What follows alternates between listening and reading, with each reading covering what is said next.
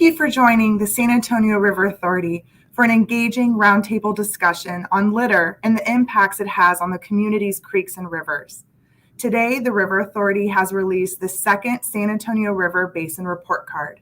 The Basin Report Card assesses 12 different metrics to grade the health of the San Antonio River Basin.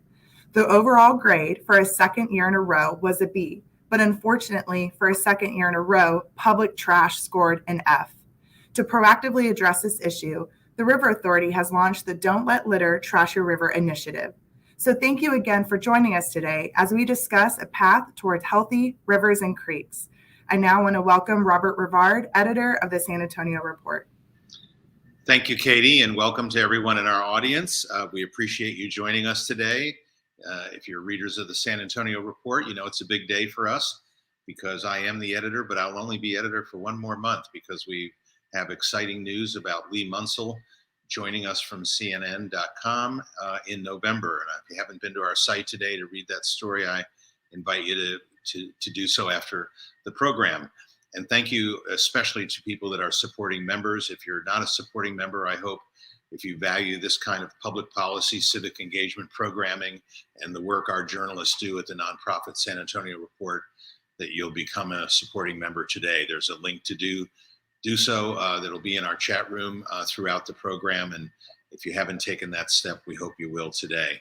Well, today's program follows really the 2020 program that we did with the San Antonio River Authority, which introduced the community to the River Basin Report Card concept, which is in use around the world and is a very valuable tool, I think, a database tool for all of us to share in both the strengths and weaknesses of our river basin system, which is, of course, not just the San Antonio River and San Pedro Creek, but the entire system of creeks on the west side and throughout the city and urban area. And this morning, the River Authority did have a press conference at Roosevelt Park on the river on the Mission Reach announcing the new campaign, which we're going to hear more about momentarily. And it's a pretty exciting opportunity, I think, for people to understand this is a citywide initiative. And regardless of where you live and recreate in San Antonio or Bexar County, you can get involved. Let me introduce our panelists. I'm going to start with Stephen Schauer. He's the Director of External Communications at San Antonio River. Stephen, welcome. Thank you for being here today. Thank you, Bob. And also Nefi Garza, the Assistant Director of Public Works for the City of San Antonio. Nefi, welcome to you. Thank you, Bob. Looking forward to hearing about more about the Adopt a Spot program, too, in the course of our conversation today.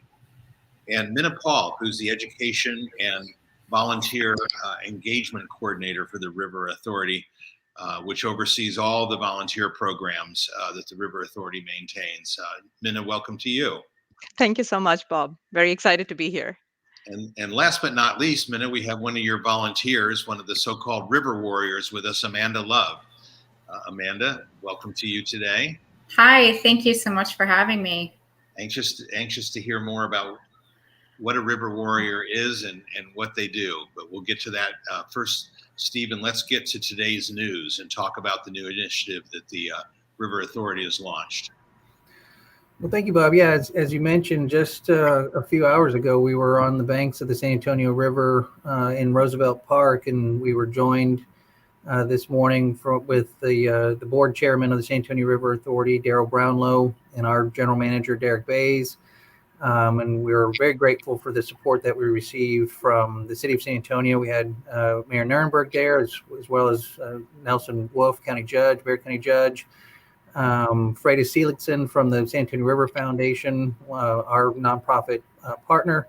And then our special guest was Olympian Kelvin Johnson, who is a San Antonio Spur and a gold medal winner. So we had a great group of folks here to kick off this new campaign, the Don't Let Litter Trash Your River public awareness initiative that we're launching this morning. So lots to talk about this day. Well, and we can pick up all the litter in the world that we want, but if we clean the river and then have to come back a week later and find out there's more litter, really the heart of the campaign, Stephen, is going to be trying to get people to understand that when you litter something on a highway or litter something in your neighborhood or in a schoolyard or wherever it happens, inevitably that litter is going to find its way into our river basin, our river and creek system. And Nefi, that's where you come in, because your responsibilities are citywide. And this is not just a program for people that live or recreate on the river or a specific creek or trailway, but it's really something we're trying to get the entire city behind. Absolutely, Bob. And I will tell you, and I appreciate and I thank the River Authority for their initiative in working this. But the reality is, at the city of San Antonio, the 7th largest city in the country, we actually have a permit with the EPA that requires us to clean the river, to clean our waterways, to clean our streets. And that is in conjunction with the Clean Water Act. And it's that reason why we have invested in our crews and our operations and maintenance crews to do cleanup. The city of San Antonio, on average, cleans up 11,000 tons of debris every year. And from that, and then on top of that, we request help from the public. And we have a program called Adopt a Spot that we can certainly talk about. That's great. Well, thanks for being here today, Nefi. And Minna, you put together these army of volunteers that do help with that important cleanup, and not just for the reasons that Nefi articulates, but in fact, the very existence of San Antonio is because of the river and because of San Pedro Creek and the creek systems. It's who we are. It's our identity, and really community pride should dictate that we conserve that environment to the highest possible level. Yes. So, when we developed the River Warrior program, Bob, that was the whole idea. The goal of the River Warrior program is to provide an avenue for the community to be educated about our watershed responsibilities and become an integral part of the River Authority's mission and vision of safe, clean, and enjoyable rivers. So, it's a very easy way for the community to sign up to be a River Warrior and support that mission and vision. All they need to do is get onto our website at sariverauthority.org/volunteer and receive monthly emails from me about a very wide range portfolio of opportunities available to them. And we are most excited about this new anti-litter campaign that we are launching this in fact this weekend, and to kickstart that, we've actually going to be we are celebrating National Public Lands Day at the Almost Basin Park. We have 52 volunteers that are going to be that are signed up to help clean up that beautiful park that is sadly strewn with trash that runs off along with stormwater. But I can tell you a little bit about this initiative that we have launched, and also how the community can actually be a part of this campaign as well. So there's different ways that they can get involved. They can we actually invite the community to download a free litter data collection app called Literati, and join the River Authority's trash challenge project. And Literati, as I'd like to tell you, documents litter that collects while you're walking along the trails.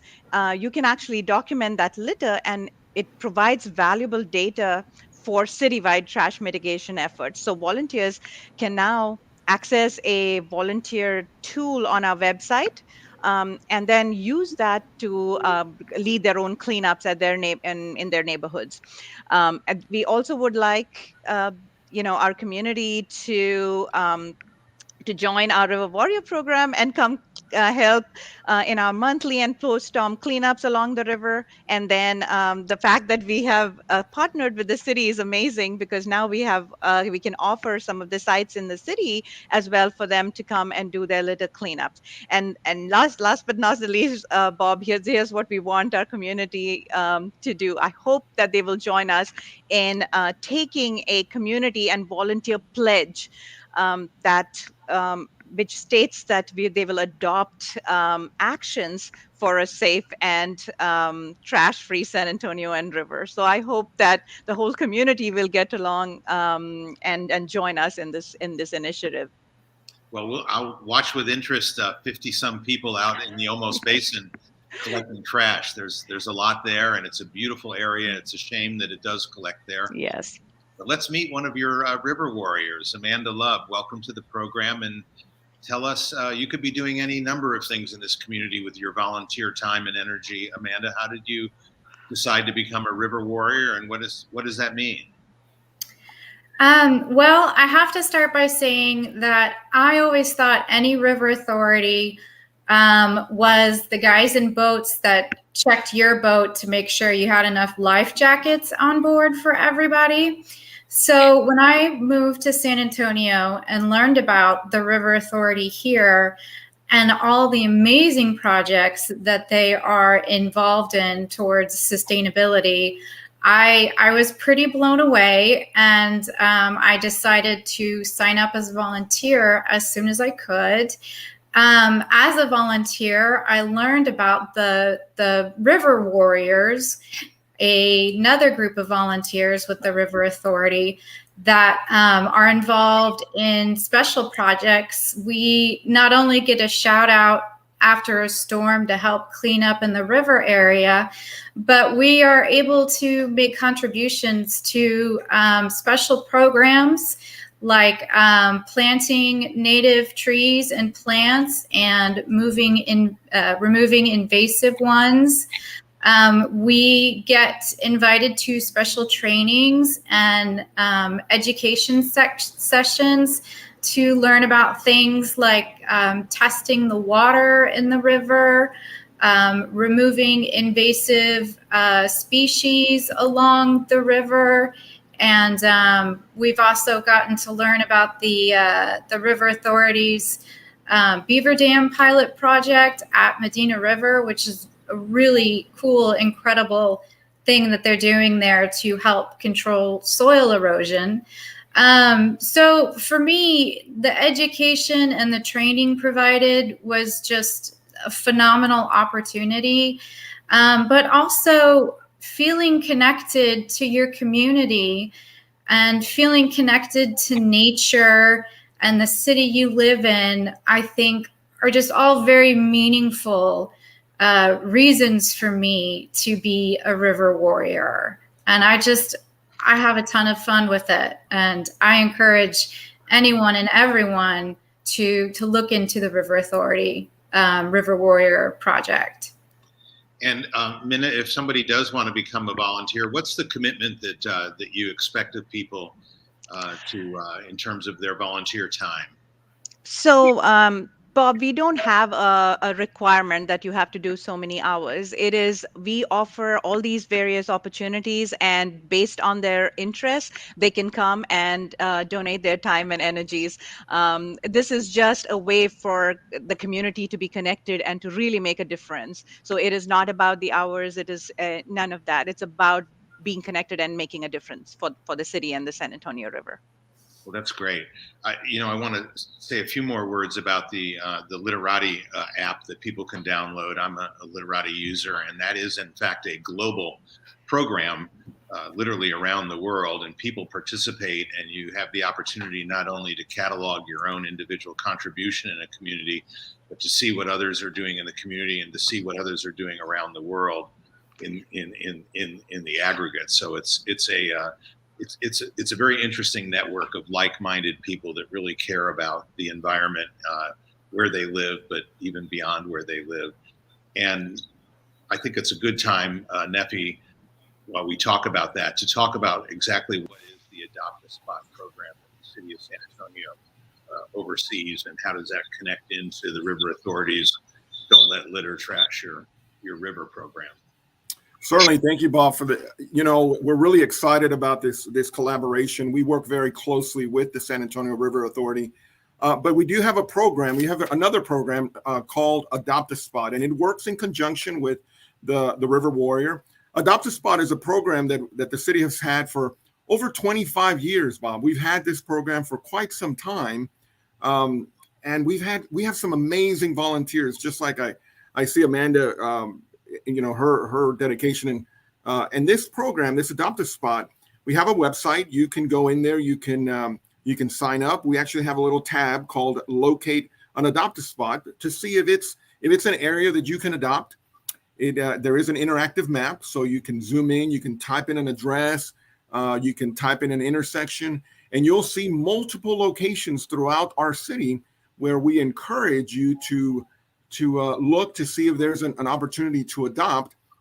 Once you do that, there's a form that you fill out. The shape there's a number.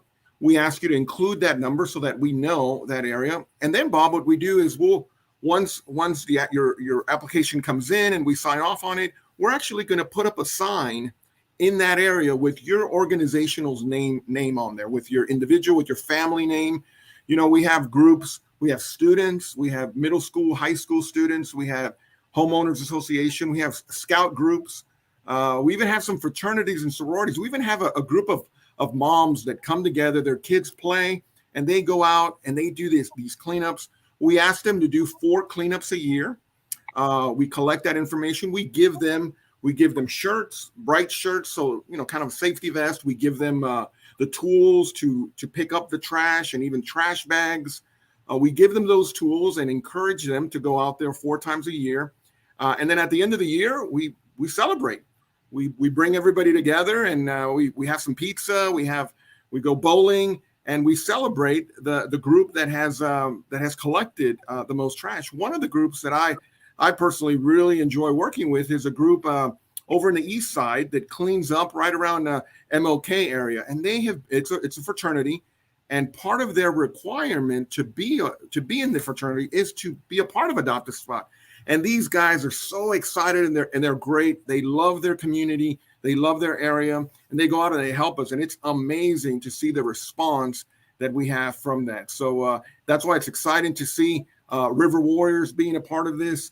And because we're building off a program that we still have called Basura Bash.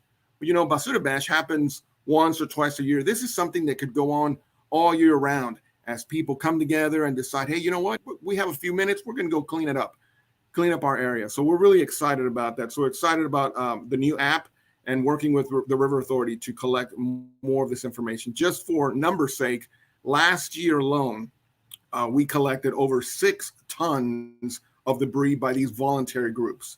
Over the pandemic, that group has grown from about 20 to 40 people groups to over 220 groups that we now have that have joined. So that's why we're collecting 6 tons of debris every year from this volunteer group. We're really excited about this. Well, while you were talking, Nefi, my colleague, Laura Lopez, who's our events coordinator and is actually the person behind the curtain making this program possible, I noticed that she zeroed in on 126 Gonzalez Street in St. Paul Square, which is the San Antonio Report's offices. So I suspect we're about to sign up for our own spot and become part of your program. We'll start working on your sign, Bob. We'll start working on your sign. I appreciate that. Stephen, let me go back to you. This is part of the annual River Basin Report Card. That's a concept that we worked with you last year to try to introduce more broadly to the community. That's a global program. This is happening all over the world. So it's a data-driven program. And talk a little bit about the fact that the report card's been released again. And as Katie Brought, your colleague, said at the outset, although our overall grade is a B, we get an F for the litter problem. Correct. Yeah. So thank you again, Bob, and to the San Antonio Report for joining us to help push out the messaging around the launch of our annual San Antonio River Basin Report Card. We'll be doing this every September. The last weekend of September is, as Minna pointed out, it's National Public Lands Day tomorrow, and on Sunday it's World Rivers Day. So we want to use this last weekend of September to really draw people's attention to the health of the San Antonio River Basin, and that's really the point of our report card. We look at 12 different metrics throughout the basin, and these aren't grades measuring the River Authority and how well we're doing. You know, people can look at our budget and look at some of our internal metrics for us to grade us as an agency. This report card is actually just grading simply the health of the basin. And we look at 12 different indicators from safe, clean, and enjoyable type of a broad brush look.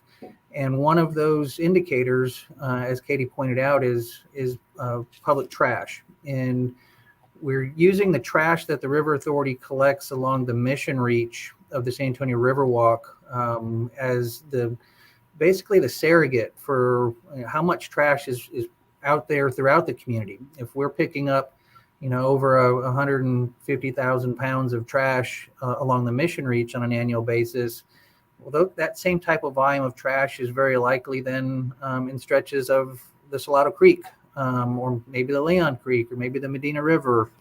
So we're really looking at this as a community-wide issue. And the only way this grade is going to get better over time is if there's less trash to pick up. The River Authority is going to keep the river clean and keep the mission reach enjoyable for folks to come out there. But the less trash aspect really starts with each citizen and that involvement in your own neighborhood. So folks that may not even come down to the mission reach to enjoy a hike or a bike or a kayak trip, that's okay. We're really just asking people to keep your own street clean, keep your own neighborhood clean. When you're visiting whatever grocery store or shopping that you're doing, if you see a piece of trash in the parking lot, pick that up.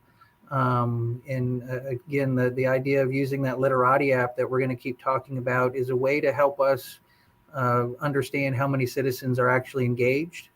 And then that data that Minna talked about with the Literati app, that data we can collect on an annual basis, and we can turn that data over then to Nefi as part of our continuing collaboration. As he mentioned, the city is responsible to the EPA for helping to keep the community clean. So we can then turn that data over to Nefi, and he can report that out to the regulatory agencies that he has to report to. So everybody can have a hand in this, and everybody can have an opportunity to help keep our community clean through this proposal. And that's really what we're driving at. This Don't Let Litter Trash Your River campaign is really just about keeping our community clean, having pride in where you live.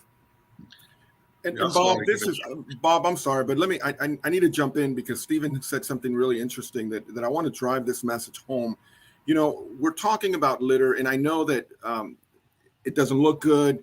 It contaminates our environment, but let me drive it home even further.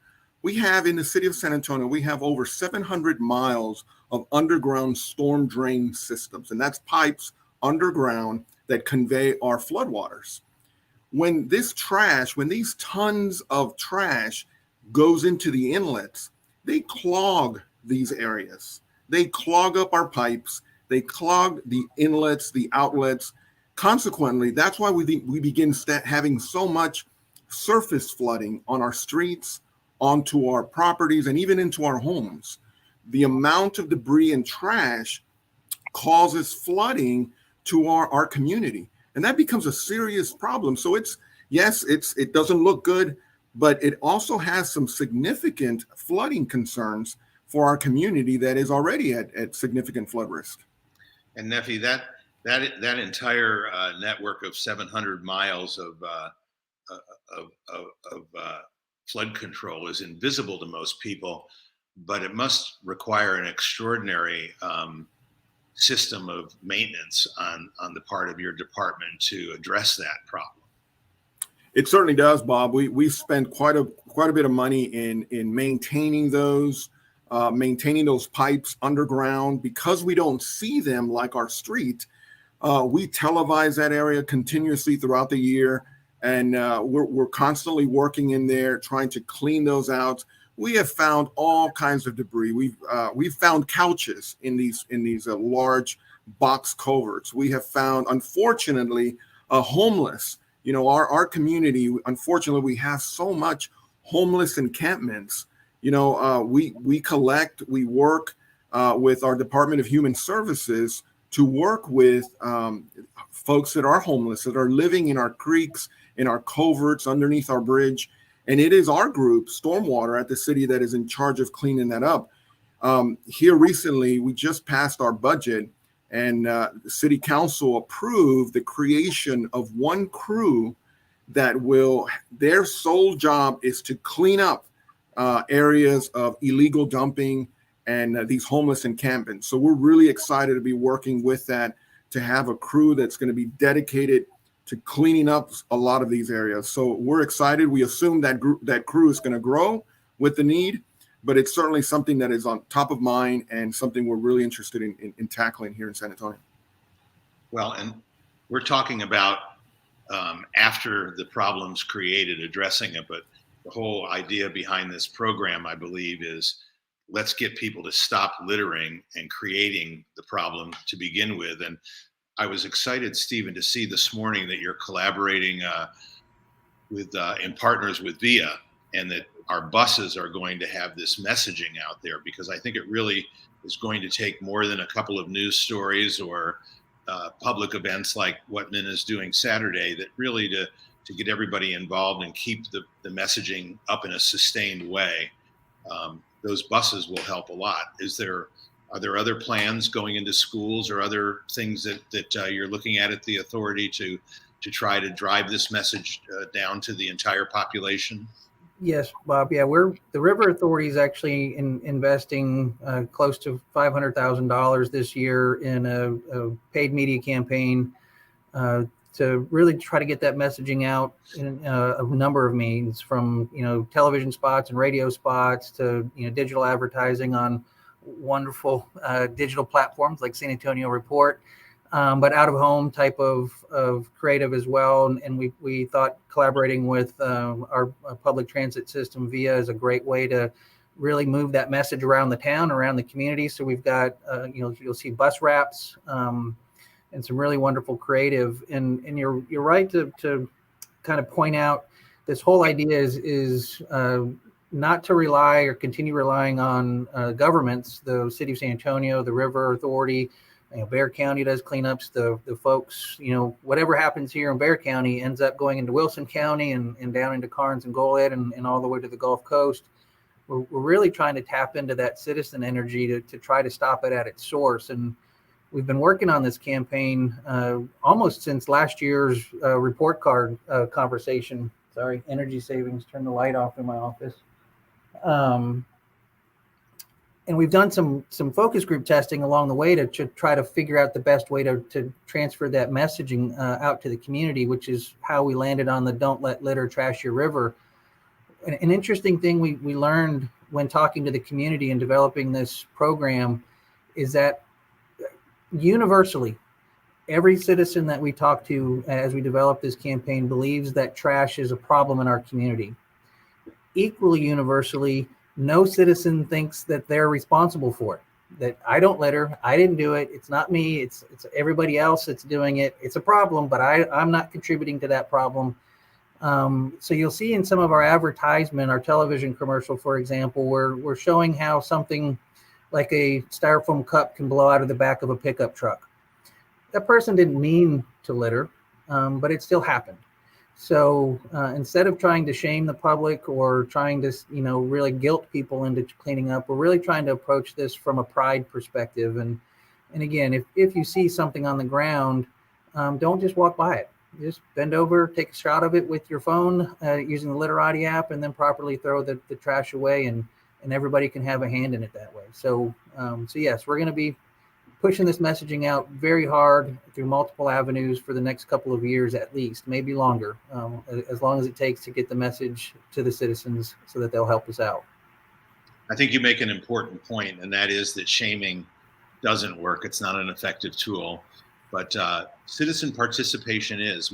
Minna, we've posted up a link, I think, to your page that has all the volunteer information on it, because there are opportunities beyond the river warriors or beyond these kind of cleanups that are going to occur Saturday at the Olmos Basin. There's other opportunities for people to volunteer, aren't there? Yes, there are. Before I get into that, Bob, I'd like to say, all the community needs to do is come to 2 cleanups. And by the second time, that awareness that, you can clean up all you want, but the only way to make a big difference is to look at it at source. So awareness of our every action is what contributes to that big solution. So a lot of what we are doing is awareness. Education and awareness is a huge part of the volunteer program. We are not asking the community to just come out there and do a cleanup or do a planting or none of that. It's we start off with an education why. The why is a big part of each of our volunteer events. The first 10 minutes is that, and then once we are educated on why we are doing this is when we actually go out and do our events. So some of the other ways that we engage volunteers is one of them is we are training our volunteers to remove this invasive apple snail that has infested our rivers in the recent year and a half. So what our volunteers do is they're trained and they go out on their own on kayaks, and while they're walking the trails, and dispatch those invasive snails that are voracious eaters of our native vegetation. And they help with that effort.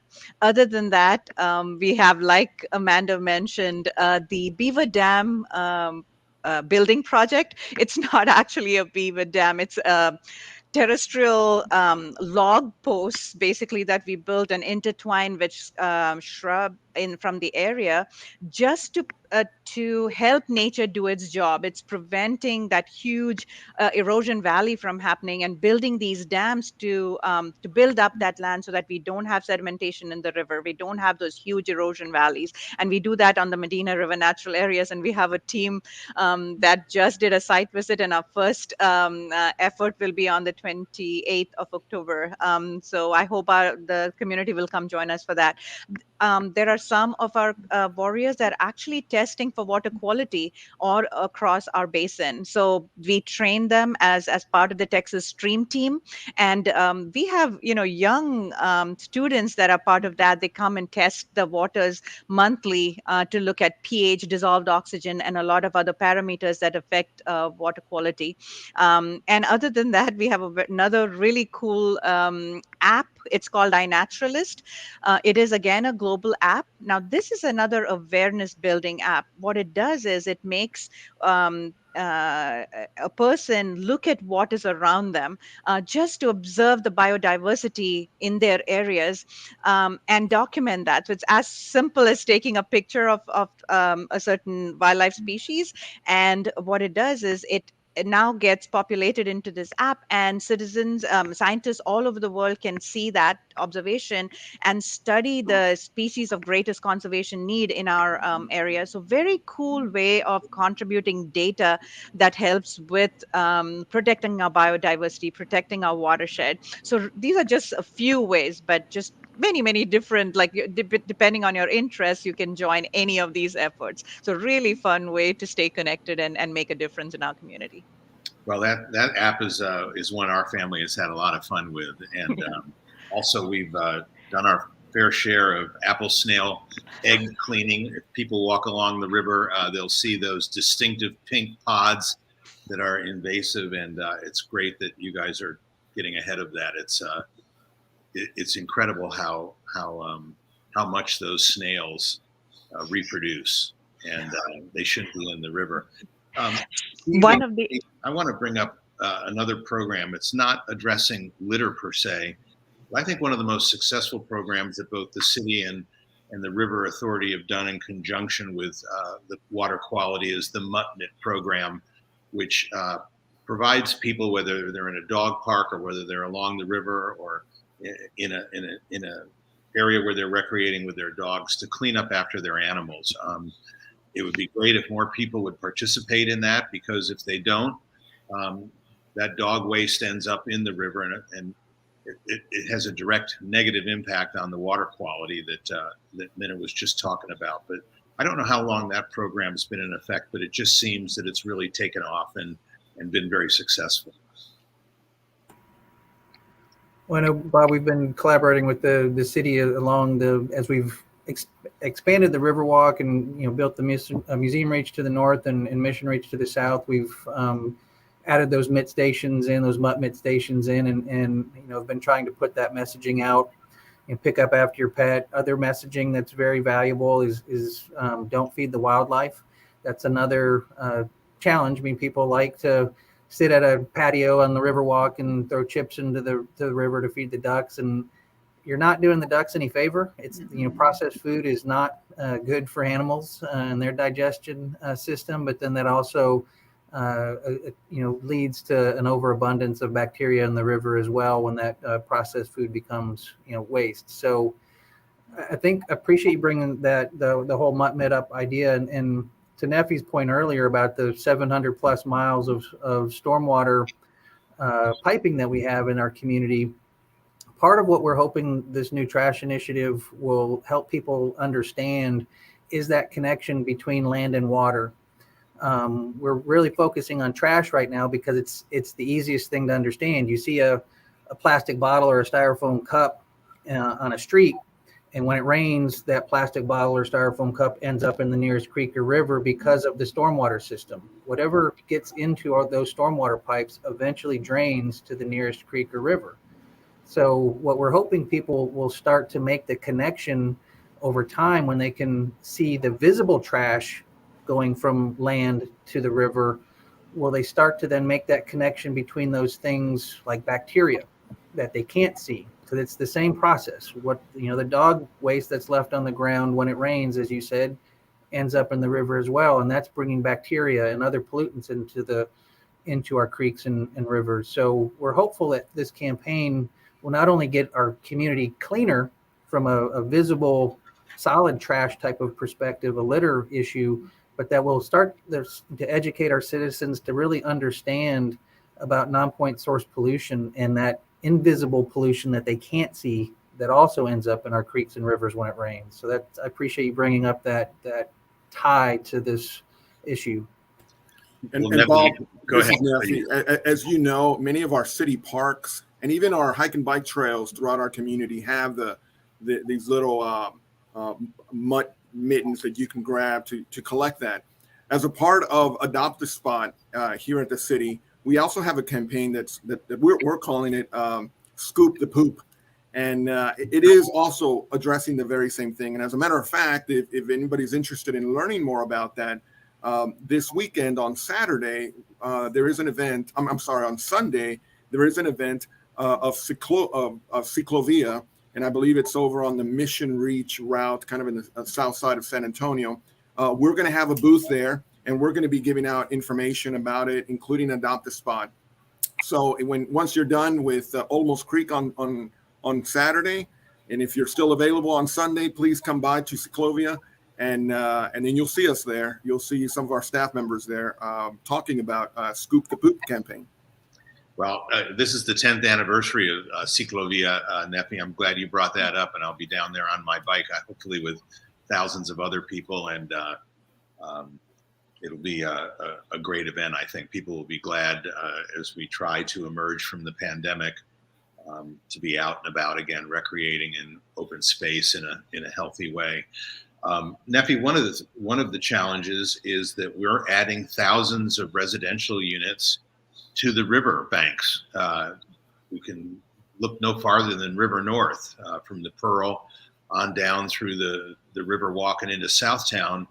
And the river as an amenity is attracting thousands of new residents, which puts more pressure on the river, although it also puts a lot more people out there recreating on the river with a greater appreciation of it as a jewel of the city that needs to be cherished and protected and preserved. So when we talk about the Mutt-Mitt program, or we talk about Adopt a Spot or whatever, I guess it's important to understand that the city's urban development, which has accelerated so much over the last 10 years, is bringing a lot more people to the river and in fact to the creek system as we continue to build that out. You're absolutely right, Bob. And I will tell you, it's been kind of a double-edged sword in a certain way, because on one hand, there's a lot of development that's happening in and around the rivers. But on the flip side of that, let me explain that previously the river or the creeks used to be people's backyards, and people didn't really care about it. And what ended up happening is that there was a lot of illegal dumping that was occurring.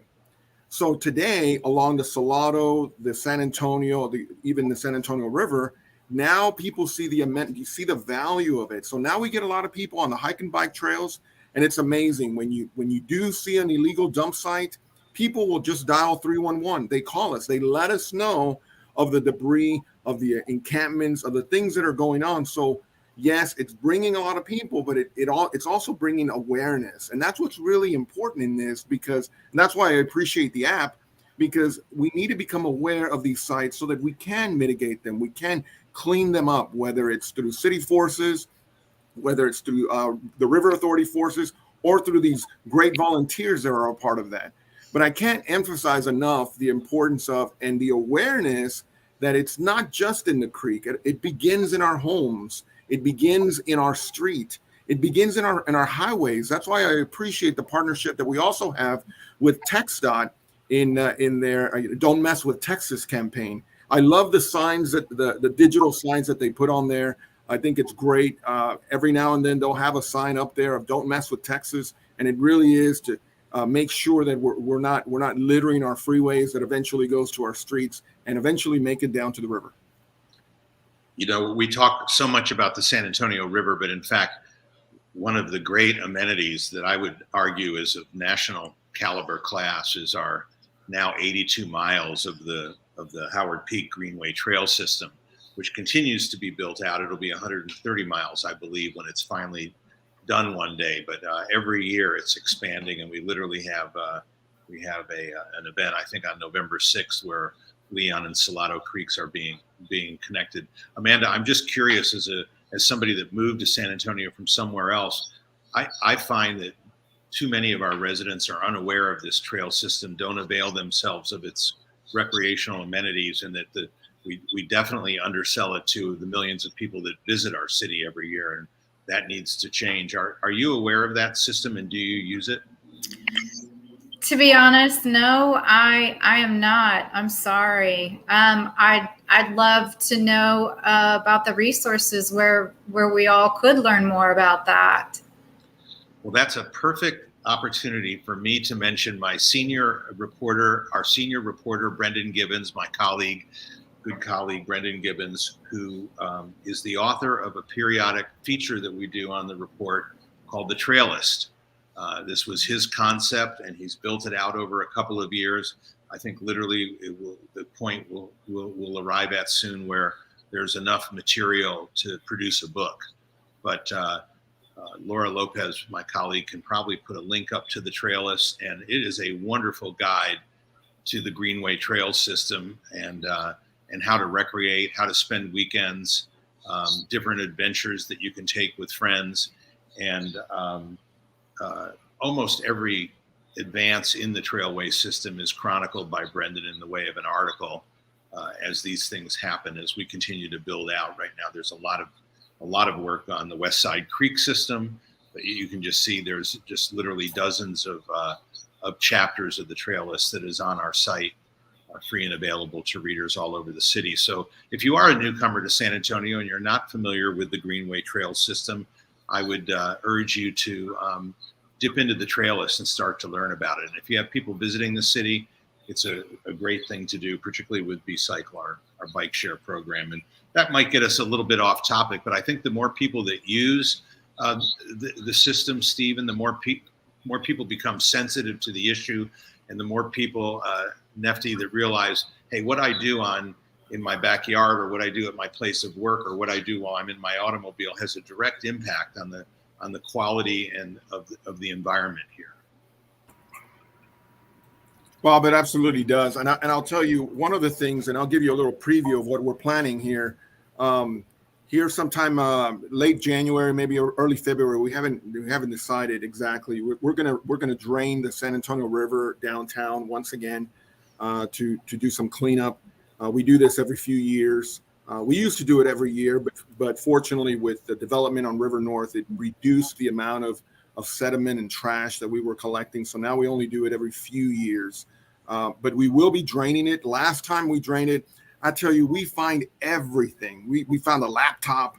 We have found, of course, chairs and all kinds of things in there. But we will be draining it, and folks certainly can come down, take a look at our hardworking crews that we're going to be working really hard to take care of it, to clean it up. One of the things we also do when we drain it, we've started employing new technology called LiDAR that will scan the river, looking for any issues, structural issues with the river. So we'll have a truck out there scanning the river banks on the Riverwalk downtown. So we're excited to do that. We partner up with the River Authority because of their maintenance in the River North area and the Museum Reach. So we'll be cleaning that up, and excited to be taking care of that this winter. Say again, Nefi, when that's going to happen? We're looking to do the cleanup sometime in January or February. We haven't finalized the date simply because we're awaiting some permits, and we're trying to coordinate with some major conferences that are planning to come to San Antonio. We certainly don't want to drain the river at that time, but it's probably going to be somewhere between late January and early February. Okay, well, if you come across a cannonball or anything, I hope you'll call us immediately, and we'll come right over. We might. We find all kinds of things in there. Stephen, one question that a member of our audience, Jack Sanford, has posed is, what would it take to be able to swim in Brackenridge Park again, where historically there was a beach and a swim area? And in fact, all of us that ride our bikes or whatever down the Mission Reach occasionally see local residents swimming or wading around in the river down there. And I'm not sure that's healthy or not, or legal, but talk about Sure. Water quality and whether or not the river should become an amenity that we can swim in, that we can eat the fish in, that we catch, etc. Sure. Well, fish can be eaten. So I'll start with that one. That's the easy one. The fish are fine. There's actually only one health advisory in the whole San Antonio River Basin with relations to fish, and that's on a small portion of the Leon Creek in the western part of the city. So fishing's a great pastime on the Mission Reach, and people are out there all the time, and we see regular photos of some of the great size fish that folks are catching there. We do encourage catch and release, but if someone catches something that's of legal limit, it's going to be fine. With regards to the swimming, I'll start with the Mission Reach. There's some exciting potential opportunities happening along there, and then I'll get to the Brackenridge Park. But for the last year or so, a little over a year, we've been doing an intensive water quality study on the Mission Reach, where we've been taking water samples every day from a handful of different locations along the Mission Reach, really to kind of study if it was swimmable, if it was something that we could open up certain areas for wading or swimming potential. How many days out of a course of a year would the water quality meet the state standard for contact recreation or swimming standard? And surprisingly, it was looking very, very positive this last year. We do have certainly some bacteria issues within an urban area, and that gets back to that stormwater issue that we were talking about, that when it rains, all the pollution ends up in the river, and that's when we see our greatest spikes of bacteria that would be a problem for contact recreation or swimming. So we're actually going into phase 2 of this intensive study on the Mission Reach. We've had some initial conversations with the City of San Antonio's Parks and Recreation Department. It is currently not legal by ordinance to be in the San Antonio River, but we're hopeful that in maybe the next year or two, along certain designated locations along the Mission Reach, we'll be able to open that up for the public. And we're looking at other systems that are used around the world on beaches, for example, a green flag or a red flag day, where citizens can be made aware of what the latest water quality monitoring indicates for the quality. So on a green flag day, get in and enjoy it. On a red flag day, you'd be advised to not do that. So hopefully in the next year or two, we might have some good stories about progress for swimming and wading on the Mission Reach. Brackenridge Park's a bit different. The bacteria loads are still pretty high in the Brackenridge Park area. And it's a large part to due to some of the wildlife that's in the area at this point. And this gets back to the one of the other messages that I brought up earlier about do not feed the wildlife. There is a significant abundance of bird wildlife in the Brackenridge Park area, and there are a number of people who will show up almost daily and dump food on the ground, thinking that they're doing something altruistic or helpful, and they're unfortunately not. There's a really an overabundance of birds in the park, and their waste is making the water quality in Brackenridge Park have very high bacteria levels. So we've got a distance to go, I think, before swimming or wading might be acceptable in Brackenridge Park, but it is certainly a goal of ours. And we know it's a goal of the cities, and it's a goal of the Brackenridge Park Conservancy to get people back into that Lambert Beach area someday. But we can only get there again if citizens get engaged and citizens help do the right thing in those areas. Nefi, what is the status of the bird rookery there and whether or not it was going to be removed? I know there was some back and forth tensions over that, and that may not be in Public Works, a specific area. I might be misdirecting the question, but I have seen the abundance of birds there, and they are attracted by people throwing bread out and other composting material that we find. Right, Bob, and I think the question would probably be better answered by our Parks Department, who works closely with them. But I will echo Stephen's comments about that. You know, some time ago, this was going back some time, there was some question about, is the San Antonio Zoo providing some of that contamination? And there was discussion about some of the features, and to the credit, the San Antonio Zoo did spend quite a bit of investment to move some of their attractions so that the water that was coming out would not negatively impact the river.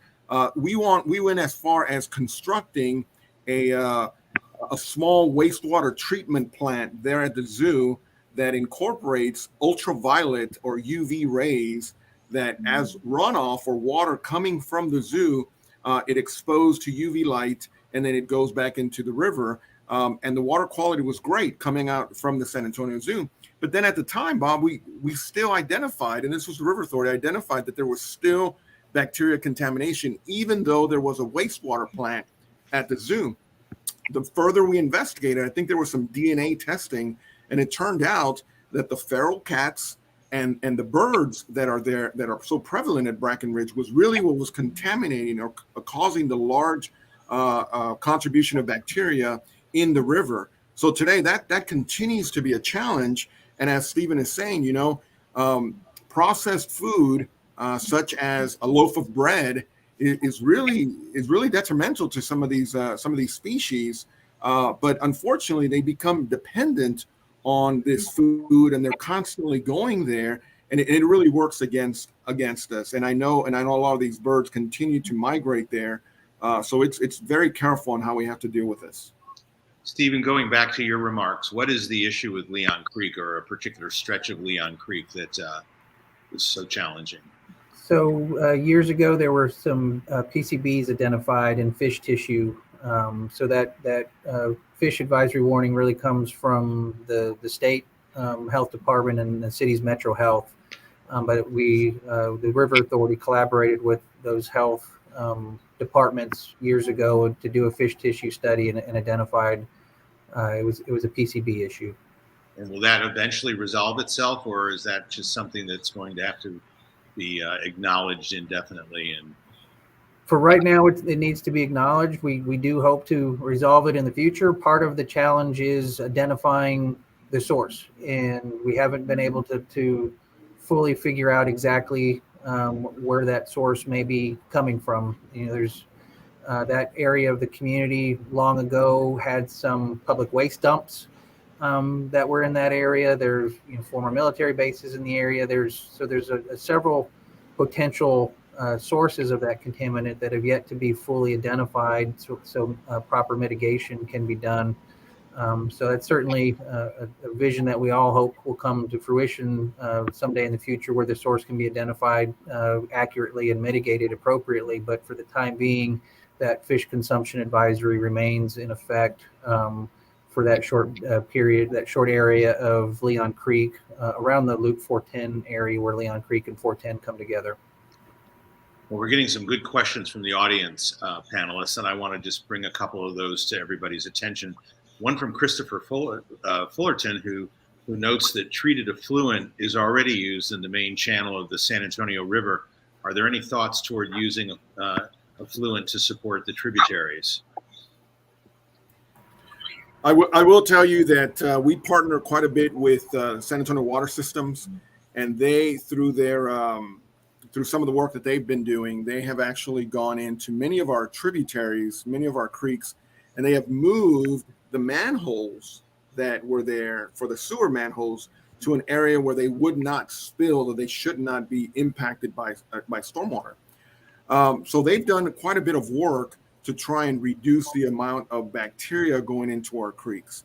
But to address the question, the use of reuse water is something that has been used, that is used in the San Antonio River. We struggle a little bit with it because it always comes in with high nitrogen counts that will then creates blooms within the river. So we try and be careful not to use that much of it. Much of that treated water actually goes to our golf courses throughout the city. You've probably heard of the Purple Pipe, and it's an initiative that Sauls has done, and it's great because it waters the golf course without them having to use our Edwards water. Let me just quickly talk about the San Antonio River in the Riverwalk. I don't know if many people know this, but the Riverwalk itself, the water in the Riverwalk, that's not our Edwards water.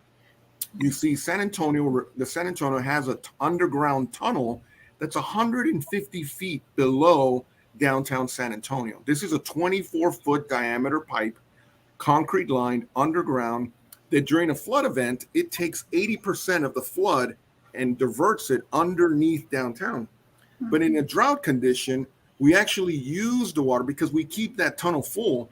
So in drought condition, we actually use that water to feed the San Antonio Riverwalk. So we're not using Purple Pipe water. We're actually using flood water that we've captured, and we're able to reuse it so that in drought conditions, we are not using Edwards water, our drinking water. We're using flood water that we've captured into the Riverwalk. So when you're on the barge downtown enjoying, please know that water, that's flood water that we've captured and are using. Interesting. And you know, we literally this month have commemorated the 100th anniversary of the Great Flood of 1921, and former Trinity professor Char Miller has written a remarkable book about that called West Side Rising.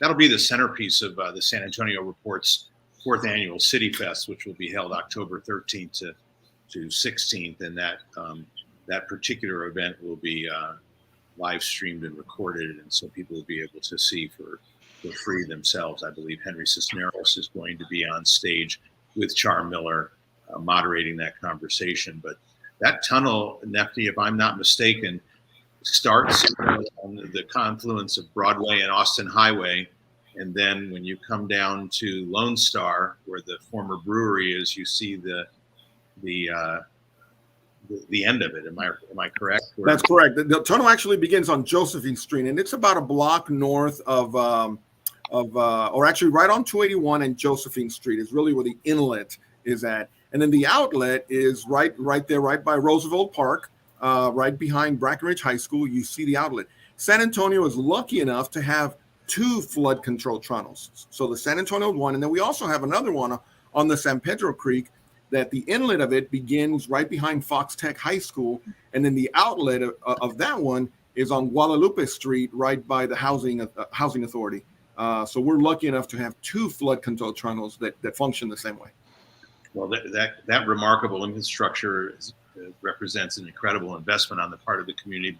It is invisible, but it's what keeps us safe and sound. We had a not unrelated question, very interesting one from Derek. Not sure, Nefi, if you want to take this, or Stephen, but did the the weather event in February, which was so severe and caused the loss of energy and water service for people, and resulted, in fact, in the deaths of quite a few people, unfortunately. Did that have an impact on the river or the system at large? I will let me take the first one on that. I will tell you that any extreme event, when we're looking at water quality, we always consider, and Stephen can speak a little bit about this. You see a spike in bad water quality during the first 1 inch. So the first rain event that hits, imagine if you will, it's raining. That first 1 inch, that first flush that comes in and cleans off all the heavy metals on the roads, the oils or the sedimentation. That first inch that cleans it and goes into our creek, that is what causes the high count in contamination within our river. Once the major storms come in, then it brings in trash, debris, and then gets our system clogged. During the snow event, we certainly saw that, and obviously in a storm event and in a snow event, it just happens slower. But the trash got there, we were able to clean it up. But yes, to answer the question, it does cause issues in contamination and water quality, these storm events. And I'll just add real quickly, Bob. I know we're getting close to the hour, but the temperatures itself did some damage, mostly to non-native species, some of the tropical species of plant and fish that, frankly, it's okay that some of the tilapia didn't survive or some of the plecostomus didn't survive. We were actually kind of crossing our fingers and hoping that more of the apple snails would have perished in the freezing temperatures, but unfortunately they were a little bit more resilient than we were hoping for. So from a general perspective, there were some plants and animals, fish lost, but they were really the not native. They were tropical that just couldn't handle the cold weather. Well, the river is a source of endless fascination for all of us. It's why we live here. It's why there's a city, and we could go on, but the hour has, we have struck one, and matter of fact, we might be creeping past it just a few minutes. So thank you to all of our panelists for participating today. Thank you to the San Antonio River Authority for being our informed partner and sponsor of this event. Thank you, Nefi, and all of your colleagues at the City of San Antonio for all you do, and Minna and Amanda, thank you for being with us today. We do have another event next week that I want to draw everyone's attention to, and that'll be the part 2 of our annual San Antonio Medical Forum. That's virtual. It's September 30th at noon. It's a conversation with the leaders of UT Health, UTSA, Texas Biomedical Research Institute, and the Southwest Research Institute on the extraordinary $1 billion collaborative that they have formed together. But we're also going to look at how all of those institutions have managed to do their important work through the pandemic. So it'll be very timely, and you can visit the San Antonio Reports events page and register for that event. It's free and open to everyone in the public. Thank you very much for joining us, and I'll close once more by asking those of you that value the journalism we do and the civic engagement that we do with partners like we've done today to please support our nonprofit enterprise and become a member today. Thank you very much. Have a good day.